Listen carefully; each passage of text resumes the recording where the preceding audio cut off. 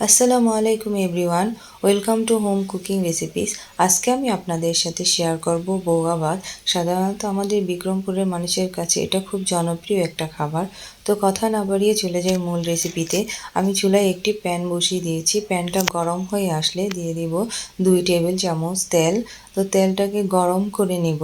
তেলটা গরম হয়ে আসলে এখানে দিয়ে দিব 2 টেবিল চামচ পেঁয়াজ কুচি, 2 টেবিল চামচ রসুন কুচি, স্বাদ মতো লবণ ভালো করে মিক্সড করে নিব।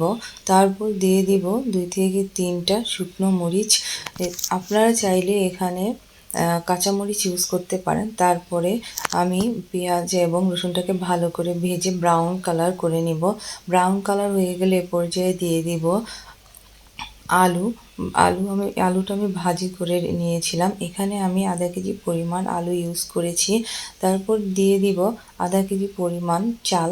তো চাল আর আলুটা দিয়ে আমি ভালো করে নেড়ে মিক্সড করে নিব। একটু হালকা ভাজা ভাজা করে নেব। তো ভাজা হয়ে গেলে দিয়ে দিব পরিমাণ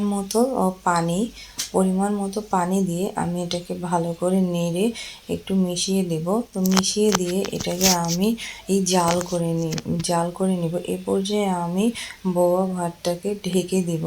তো ঢেকে এটাকে আমি প্রায় আধা ঘন্টার মতো জাল করে নিব। তো দেখেন ভিউয়ার্স, এখানে বলক চলে আসছে। এ পর্যায়ে আমি এই ঢাকনা খুলে এটাকে একটু ভালো করে নেড়ে চেড়ে মিক্সড করে দিব। আবার ঢেকে দিব যাতে ভাতটা ভালো করে সুন্দরভাবে সিদ্ধ হয়ে যায়।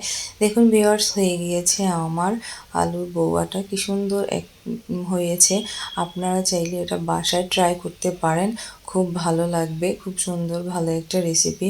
এটাকে আপনারা ভর্তার সাথে খেতে পারেন, খুব মজাদার সুস্বাদু একটা রেসিপি।